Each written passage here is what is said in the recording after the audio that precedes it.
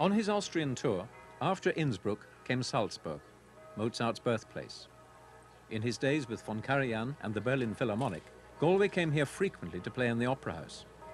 Now he's to give a concert with the Solisti Veneti in the converted riding school next door. It's sort of funny to be here without Herbert, and it's funny to be here without the Berlin Philharmonic.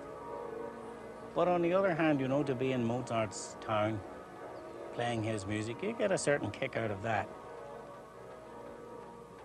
For me, it's a great honor to be asked to play Mozart here, in a place where the people grew up with Mozart, and where they're rather specialized in knowing Mozart. It makes you really concentrate on the whole thing and think what you really are doing.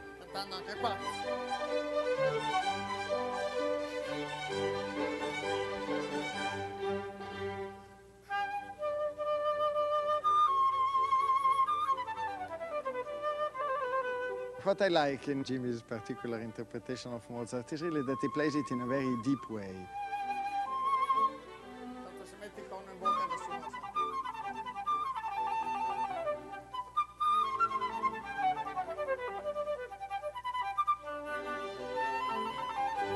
He sees really in Mozart the great composer of theater, as Mozart was. Many people forget, as well with Vivaldi as with Mozart, that both were opera composers. And many performers care much more of academic principles in performing this music, rather immobile, and doesn't see it dynamically as the music of an opera composer. All instrumental music of Mozart gains very much if you perform it in a theatrical way, thinking that it's the melody, it's the harmony, it's the phrasing, it's the rhythm, written by a man who has written the most beautiful operas. It's just a little bit behind. Jimmy sees this in Mozart. He performs it this way, and as Jimmy is a man of theater himself. Jimmy is as well an actor as a musician, and he's a producer in the same time because he cares about everything he's around. So he really lives Mozart in this way, and I think it's a very interesting approach to Mozart, and it's a very modern approach to Mozart.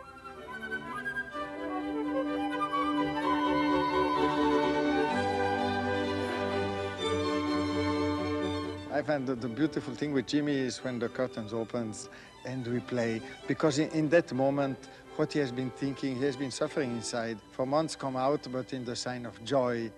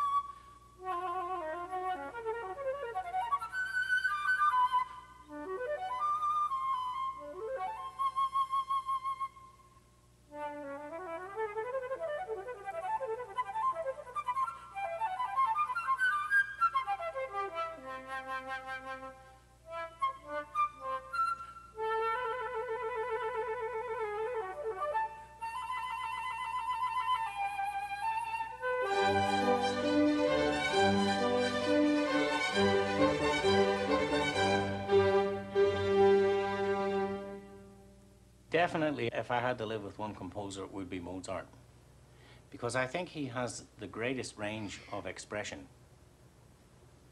You know, he knows how to make something very sad, and he knows how to make something reflective sad. He knows how to write with a smile and a tear at the same time. These sort of little things, you know?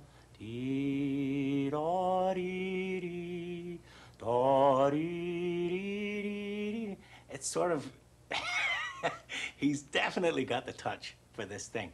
And he writes so beautifully for the piano, for the violins, for everything.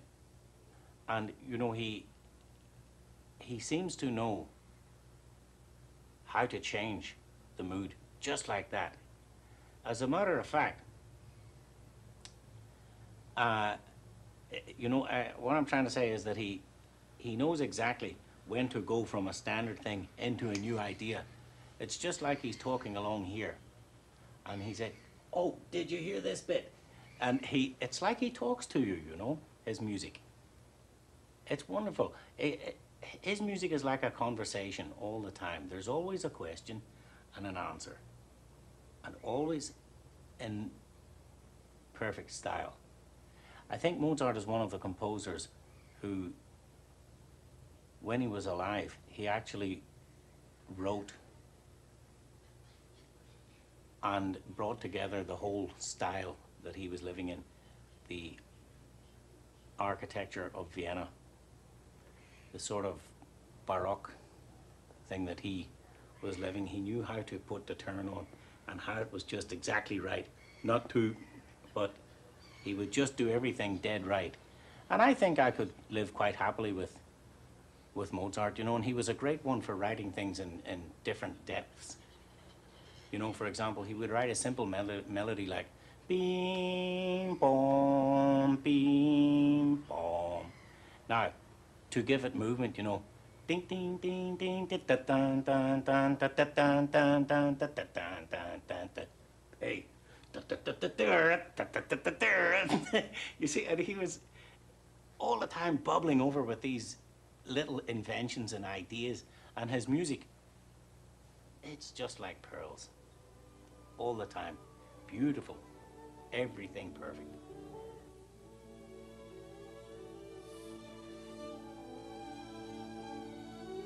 Galway has a reputation for demanding his own standards from all his collaborators. A momentary lapse by the orchestra triggers a flash of anger and a caustic tongue. Too much. It's not piano. I told them it's too much. I told them already. I already told them. I told them in this moment. In this, while passing by. Okay, but if it says Ve l'ho piano in the detto music, che deve essere più piano sostenuto. recommendation from the composer. Facciamo.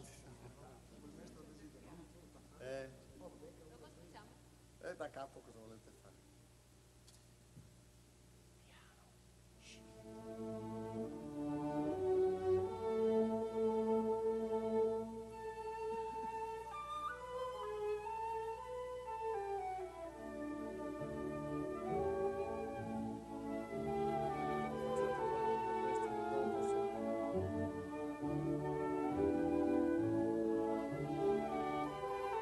You know, this movement, I think Mozart, he has everything muted.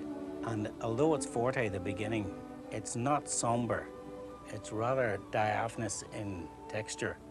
It's not like the Requiem or anything like this. It's just a beautiful second movement, which is rather calm. And I think you should not be in such a great depth of thought.